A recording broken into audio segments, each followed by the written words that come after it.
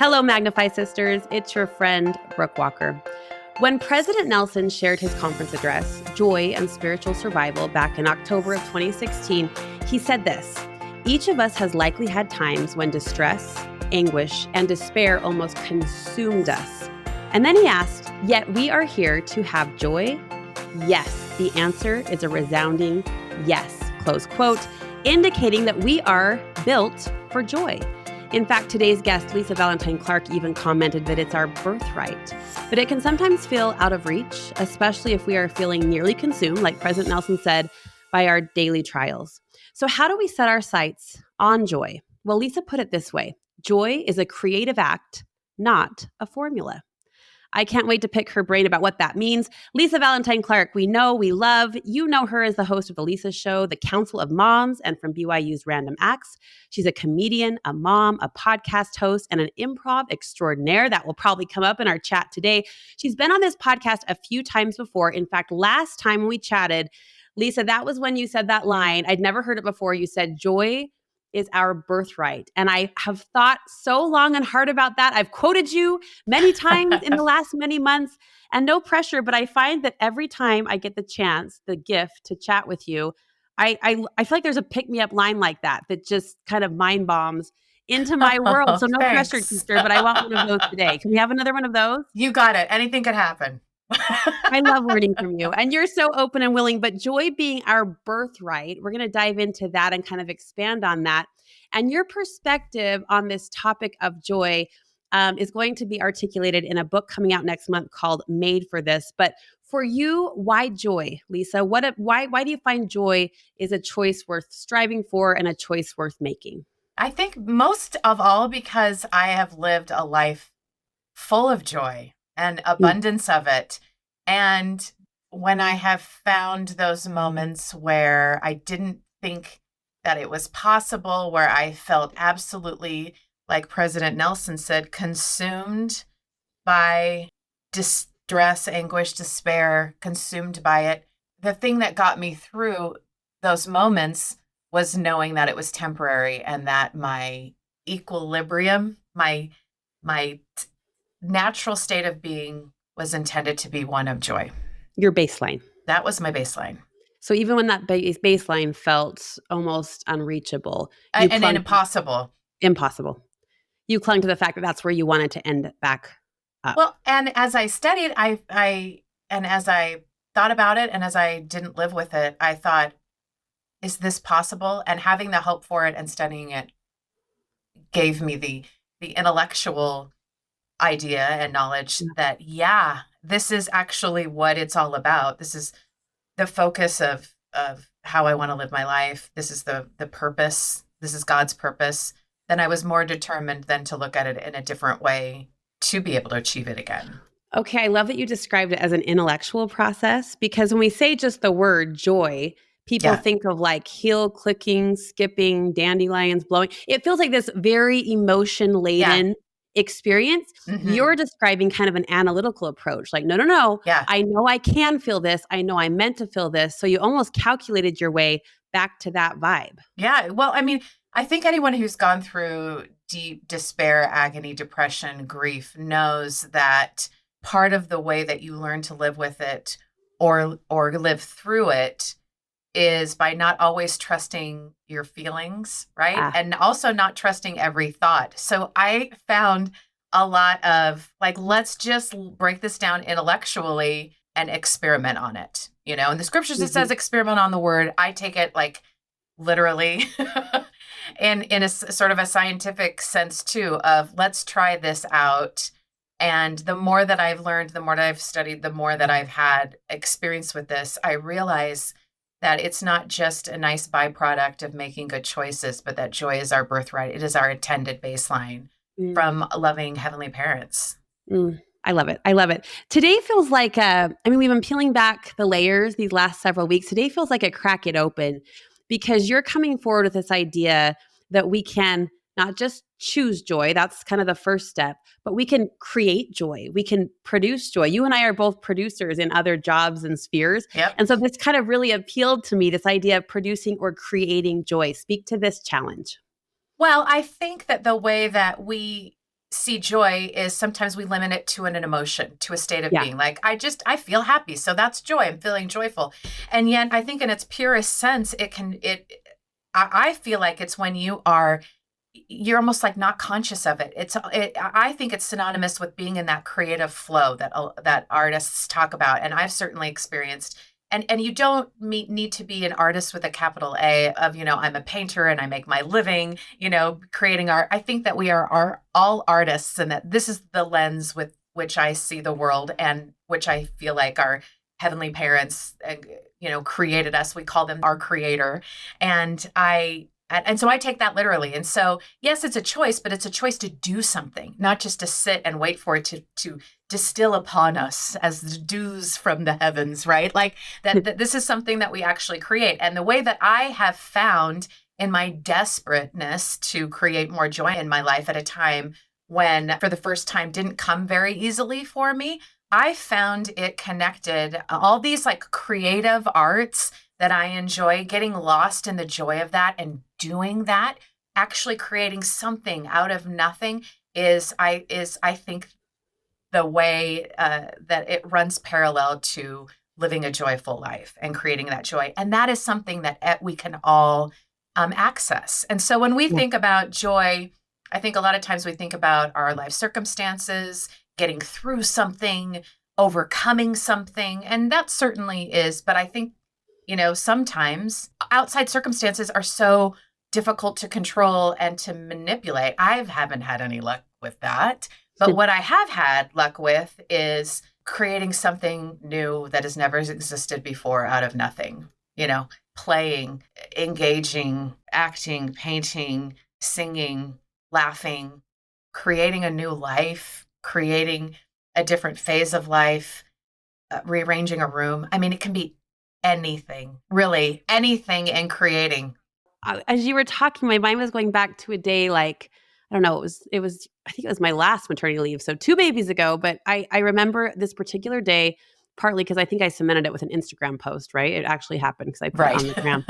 But it was just a normal day. It was laundry, Yeah. it was mac and cheese, Yep. it was carpool pickup. Yep. And about halfway through the afternoon, midway point of the day, I stopped and said, I'm so I said happy, but what I meant was joyful, which we've come to distinguish is different. And it wasn't like a surge, it was like soft. It was like, Mm-hmm. oh, it was content, it was peace, it was soft. And that was just creating a day. So we can create something artistic or we can just create a moment and feel that joy that you described that Oh, sometimes yeah. doesn't land in this big explosive way. When things feel so out of control or out of our control, the things that we are able to do with intention and with love and with Mm, the flow of creativity become the most important things.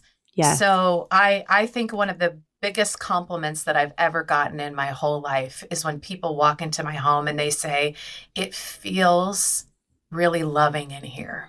Oh, yeah. And to me, especially now that I'm looking at becoming an empty nester soon, which is a totally different phase of life, I see it in a different way, right? Like the way that you decorate your house. And I'm not talking about like Pinterest worthy. I'm not even talking about the items, but even just the feeling and the intention, the love with which you have uh, in an, clean, orderly, I don't know, even just full of love, full of A people. blanket thrown A, over an armrest right. or a picture in a frame. A Yeah. picture that reminds you of a wonderful vacation, a book that made you feel something on a shelf, like those kinds of items, and a home Mm, full of that where beautiful words are spoken, where I don't allow people to insult each other. yeah. You know what I mean? Where there's good music, where there is a feeling that of things that are representative of my life, Mhm. being surrounded by those things and welcoming people in and making them feel comfortable so that there is a place for them to sit, a place for them to talk. This is one example of how you can create something. You get to decide and create your surroundings, and you get to create your life in a larger sense. Like when you wake up, what is the first thing that you think about? What do you spend your time looking at on your phone? What do you spend your time talking to? Who are you talking to? How do you take care of yourself or not take care of yourself during the day? How do you serve others? How do you build in a worship or a connection to God? Are you working on things that fill you up inside? All of those little tiny decisions, like when you think about it in a day, are creating your life. And once I started looking at it like that, of like, I get to create what this life that I'm living right now, which I didn't like, a lot of the things, the way that I'm living right now, I didn't choose. I felt like it was acted on. It's not like my best case scenario, but within my control is so many other things that I can create and live in that flow and that creative flow. And I just really feel like that's where you find joy. It's more likely to be there if you are a co-creator with God. I'm not one who like hears voices very often, or the spirit doesn't quite speak to me so literally and verbally. But I remember a prayer in my 20s, just wholeheartedly asking for something worthy and wonderful.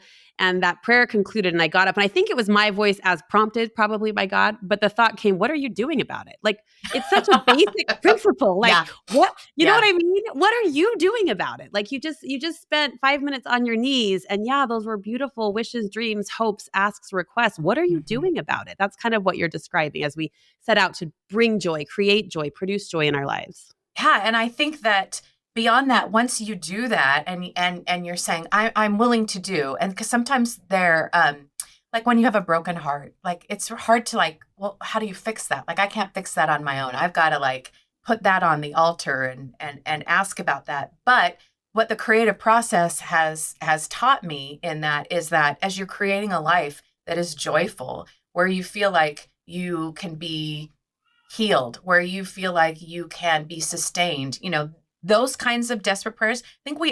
I think everyone has this experience of praying for something that is good that you want, and the answer is no, right? Like the answer is no. So then what? And really, in my practice with the creative arts, I realize that this happens all the time. You talk to a painter who talks about, well, what happens when you make a mistake. Kristen Yee talked about this in her conference talk about like, here's a big mistake. And it taught her this big expansive lesson about repentance and to see it in a new way. When I was like, well, I don't know. I don't feel like I can do anything about my grief. What do I do? And it was about creating a new life and creating a different life, one that I hadn't imagined yet, which is creating something new out of nothing and having that hope. You have to create hope. It doesn't just like appear. And it's been the hardest work I think that I've ever done. And yet, like in improvisational acting and painting, there are places I have like no one just sits down and writes a masterpiece, paints a masterpiece, performs like practicing and knowing you're going to make lots of mistakes, that you're going to ask for something and the answer is going to be no, and not Yeah. being so thrown up by that, but just to have it pivot you to do the next thing and to do the next thing and not thrown off by a no or a closed door or a mistake or anything, but using it as an opportunity to keep going and knowing it's part of the creative process, then I think makes the idea of creating joy more obtainable, right? It becomes like, of course, this is actually part of the whole process to it, instead of, wait, what now? What, and being so, Shocked. so shocked because we don't make good decisions in trauma when we're shocked, when we are, absolutely at our wit's end. So don't let yourself be thrown off into that crazy space. Well, yeah, this is life. This is life. This is how it was supposed to be. And that took me a long time to let that settle in my bones. We've noted a couple of you've talked about how you've drawn from your life in the arts to help you garner joy. And you've labeled these as tools. I actually like calling these tools because otherwise they would kind of be these pie in the sky, lovely sounding notions. But when I think of them like tools, it goes back to that analytical approach that you described in the beginning. The first tool being hope, and you touched on that, but using hope as a tool in your life to glean joy. Oh, yeah. There was a time in my life, for the first time in my whole life, in my 40s, where I had no hope. I was like, oh, I probably will always feel miserable and nothing will get better, or it will, but it will never be, I'll never experience the kind of happiness and joy that I've had before. And what got me out of that, first of all, was borrowing hope from someone else. Like I have a couple of close friends who, if they say something, I believe it, even if I don't agree with it, right? Because I know that they wouldn't lie to me.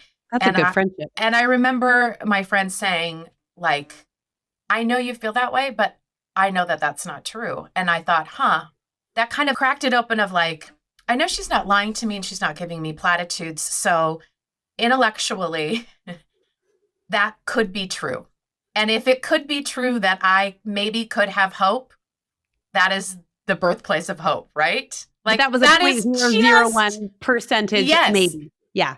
And then also, really, what kind of opened up the door a little bit more was a poem. So, of course, it was something artistic that I read about hope, of what if, and basically asking about what if there is so much that you don't know that you don't even know what to ask for? Isn't it a possibility that there are things that you just don't know? Like, for example, like I didn't see the big tragedies that have happened in my life. I did not see them coming. I didn't, and I was surprised by them. So couldn't the opposite be true, or of equal force? Couldn't something so wonderful and great happen? Intellectually, I thought, yeah, that has to be true because I couldn't see the bad. So I probably won't be able to see the good too. Where hope is born, then I really feel like creating is the ultimate act of hope. Yeah. And really, when you start creating, when you start doing any creative act, and I use improv and painting a lot, but it could be anything. It Do you like paint?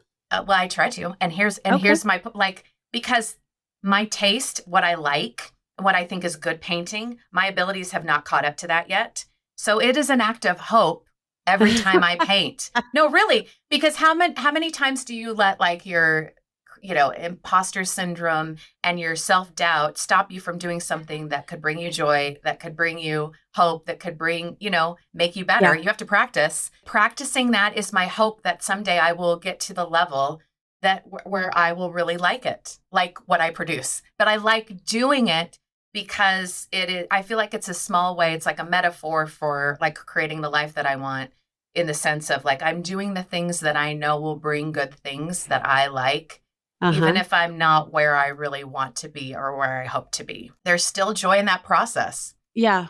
Creativity, I know, has always been important to you, and it was important to your late husband, Christopher. Mhm. And it was part of his life. It was also part of his trial and his illness. As he encountered each new stage of his terminal illness, ALS, he said something profound. He said, "I'll focus on what I can do, on what I can do." And that speaks to the hope that we're talking about. But Yeah. how does being like present in the moment, that can do right now in front of me, I have the paintbrush, I have the canvas, here's what I can do. How does that help point us toward joy? So Christopher living with ALS was an exercise in ultimate patience, because we didn't know how fast he would lose abilities to move and to speak. We didn't know the progression. We didn't know where it would start: hands, voice, feet, whatever, how long he would have. And so he found that he was the most miserable when he was comparing himself to other friends, like through social media and things like that. Like, wow, they can just do that and they can take it for granted. And I used to too. And they can play with their kids and they can, do all this stuff that I can't do anymore. And he said, when I stopped comparing myself and just focused on what I still had, that's when he's like, I'm the happiest and I can still do it. So, for example, he used to be a concert pianist, and I mean, he could play anything. And one day he just shut the piano and said, my piano playing days are over. He was in a wheelchair by then. And I was like, you can still play. Why aren't you still playing? And he's like, because I can tell that my fingers are getting slow and it's just becoming frustrating. Like, it's not like I can work with a physical therapist and get stronger. We know because of the progression of this disease that I'm going to lose it. So instead of being frustrated and spending my time frustrated on things that I can't do, he's like, I can still teach. I can still direct plays. Like, I can still write. I can still do a lot of creative things. So I'm just going to focus on those now. I want to say how brave of him, but the word that comes up is how smart of him. How Oh, yeah. smart of him. Really, Like, how again, pragmatic. like, well, but Yeah. how sad would that have been, right? I mean, So for him, sad. and So right. sad. So Like, I went in the other, I was like, yeah, cool. Awesome, dude. And then I went in the other room and I cried because I sure. was like, when was the last time that he played where he Yeah. felt confident? I don't even remember. I don't even remember the last time I felt like I was robbed. So there is grieving to that. And I'm not just saying, like, don't think about it. Just don't think about all the bad things. It's not that. It is a conscious decision and a practice to lean in to the things that you love that you can still do that create happiness and joy that you can do. And it was interesting watching him in such a dramatic way, because then he lost his voice, so he couldn't teach anymore. And then he couldn't direct anymore. So then he could write, and he had to write with sort of a Stephen Hawking kind of setup to type things out by just moving his neck a little bit and one thumb. And he could type things out, and he could still create, and he could type out things and edit his life history that he had written. And he could still do creative things, but they were different. He could still make jokes. It just took a little bit longer. But then he could play to his increasing handicap, which was funny, and he could play into that. And he just found different ways of things that he could do, and didn't spend a lot of time let's talk about all the things I can't do. We didn't talk about all the things he didn't couldn't stay in do. that space. Mm-mm. Okay, so as we go back to the joy toolbox, we've got hope, we've got mindfulness, really, but just being present, right? Pulling at Christopher Clark and just being present and focused in the moment and happy about what we can do. I want you to elaborate on this tool, as we're calling it, but it does speak to the arts and to your amazing craft. Like if you've watched Lisa do what she does, it's jaw on the floor. But as far as improv goes, there's this idea of accept and add. It's a skill that you use in improvisation on the stage that you say can help us in our lives find joy. 100%. So in improv, the real rule, there's pretty much just one. I mean, we can get granular about it, and there's so many great applications to life and how I see life. But the big one is yes and. So if you're on stage, anything can happen, right? There's no script. You get a suggestion, and whatever pops into your mind, you say it. And if your scene partner comes on and doesn't play along, then it stops the whole progression. So you may be coming on, and I may be, doing this motion. And in my mind, I'm thinking, okay, I'm going to mime that I'm wiping the windows. I'm washing windows. That's what you're doing. That's what going. I do. And that's what I'm thinking, but I'm just acting and I'm not saying anything. If my scene partner comes on and says, oh, hi, who are we waving to? Is that grandma? I can't see her. She's done the right thing, right? She's done yes and. She's interpreted the thing. She's accepted that I'm doing something with my hand. She hasn't ignored it. And she's adding to it. She's saying, oh, you're waving and saying hi to somebody. Let's do it. That's yes and. That's all it is. And then you just make another choice, and it creates a scene, and it can create anything. And you don't try to be funny or anything. It just moves. But if you were to say, no, grandma's not here, I'm washing the windows, and take it back, that would ruin the whole thing. Yeah. So if you negate it and say no, but, then it'd be like, what are you talking about? I'm washing the windows. Who's grandma? What, you're not, we're not related. I've just negated everything. And that makes her feel uncomfortable. It makes the audience feel uncomfortable. And nothing's been created. You have to start over. Now what do you say? Now where do you go? So I just feel like that's a principle for life of you have something like a terminal disease. Let's just use that example. There are a lot of ways that we could have denied it, right? Yeah. We could have said, well, maybe we'll find, listen, we tried a lot of weird potions hoping for some miracle cure, but we didn't deny that it was happening, right? But lots of people deny things that happen in their lives and just think if we don't think about it or look at it or accept it or talk about it, then maybe it'll go away. And I just don't think that's the way to move forward in life. But negating it and not adding to it, but just trying to we got to try to stop it. How can we stop it from happening is different than how do we live with it, right? Mm-hmm. So the yes and application for the terminal disease is your legs are really weak. You know what? If you had a wheelchair, you could conserve your energy and actually have more time and more energy to spend with your family instead of just sleeping and being tired and pretending like you can just still walk. Okay, let's get you in a wheelchair now then, and every progression of the disease. Okay, so now you can't, you're losing your voice and you're not going to be able to talk. So let's bank your voice. Let's get you used to this computer program so that when you can't use your voice, you can still communicate and you won't be frustrated. And then you can still laugh and talk with your friends. You can still teach. You can still, interact with your children. You can still make jokes, and it will be less frustrating if you accept it and add this technology. Okay, let's do that.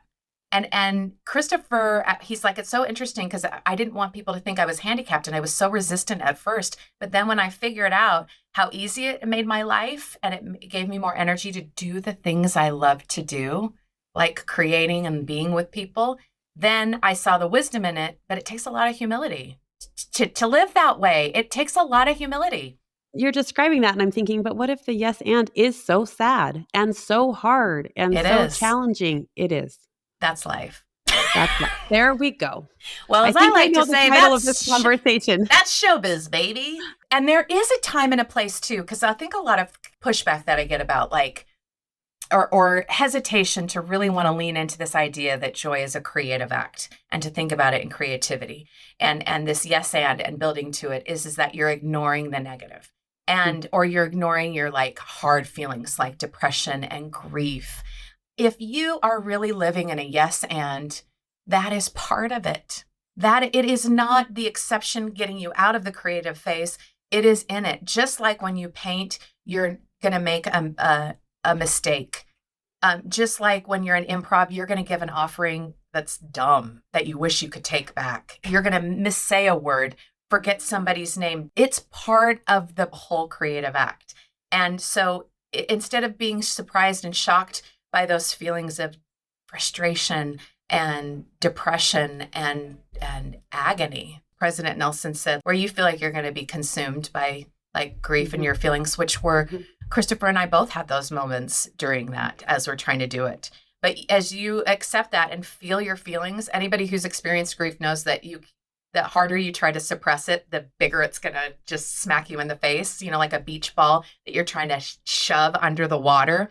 The harder you try to shove it, the more velocity it's going to have when it pops up. But just to let you feel those feelings, it is part of that process of feeling grief. It is. I'm thinking of this yes and principle, and you've given us just a beautiful macro example. It could apply to the micro too, right? The way that women, I don't want to stereotype, but we tend to grip and squeeze and control or try to control every aspect of our day, which amounts to our lives. But to Chris's point, it makes it harder to try to control and resist the beach ball. So it's going to be hard. It might be sad. It might be distressing, as President Nelson said. But ultimately, letting go of at least that one layer of pain, the control or the desire to control, might make it that much easier. I think so. I think there is an active trust that needs to happen. And sometimes when I don't trust and I still feel that anxiety and that unsureness and that want for control, the thing that leaves me out of that is to go back to, do I believe Christ? Do I? And if I do, then how will that change the way that I live my life? How will that change the way I speak to people, speak to my kids? How will that change the way that how I spend my day and what I talk about? And how will that change what I think in this moment? So there's the active part of the active trust that you described. Because if you don't feel it, you can act like it in order to feel it. Like I can exercise faith and not be sure. That's what exercising faith is. And being like, I think so. I think I can love in this situation. Well, then what would somebody who loves in this situation say, do, feel, act? Yeah. We've established joy as not a formula, but a creative act. I'm going to be thinking about you and thinking about that for a long time to come. But you say it can be fast-tracked. Let's end here. It can be fast-tracked when you focus on gratitude. Yeah. How has gratitude, Lisa Valentine Clark, helped you create joy? Well, I think gratitude is the biggest hack to live in the present, right? So if you're having a hard time, you're worried about the past, or you're longing for the past, or you're worried about the future, then you're not living in the present. And the way to fast track to live in the present, which is like creating your life, actually doing the thing that we're talking about, doing the thing, is gratitude. And by looking around, if you wonder, is God with me? Does he know me? Does he even care? Does he exist? Looking for evidence of God's love everywhere is just a gratitude practice, right? I mean, we know scientifically that you find what you're looking for. So it does feel like work to be grateful. And, there's lots of gratitude practices. I'm glad that we're talking about it openly in our society, in and out of a gospel setting of, writing a gratitude journal, practicing mindfulness and meditation, is an act of being in your body and being present, being grateful. Serving other people is an expression of gratitude. Being able to give to worthy causes is a physical way to show gratitude. Communicating and talking to people and giving thanks and giving them your full attention and time is a way to give a person your gratitude. I think any of those like gratitude practices, it fast tracks you to living in the present. And also it has this beautiful byproduct, writing, creative act, serving other people, a creative act, intentionally and mindfully living in your body is a grateful act. All of those things bring you joy as they're just natural byproduct, and they force you to be in the present, which actually enhances your ability and capacity to feel joy. We're creative beings. We are. We're so creative. All of us, each one of us. We can be joyful too. Thank you so much for your bright light, your testimony. As always, Lisa, we love you. Thank you. Thanks for having me. Thank you so much for listening to this episode of Magnify. And as a quick reminder, it's not too late to sign up for the book club that's happening this Thursday night at 7 p.m. Mountain Time. We will be sitting down with author Carrie Scarda of The Practice of Stillness and discussing her book with our community. It's a great time to come, cameras on, share in the community, and just have the chance to chat with one another. It's going to be so much fun. I can't wait to see you there. All the details for that will be linked in the show notes. Also, don't forget to follow us over on Instagram at Magnify Community, where we will continue these amazing conversations. Thank you so much for being a listener of the Magnify podcast, and we'll see you next week where we will be hearing from Sister Rosemary Wixom about finding Jesus in the temple. It's going to be a great start to some amazing conversations about drawing on the power of God. All right, have a good week, and we'll see you next time.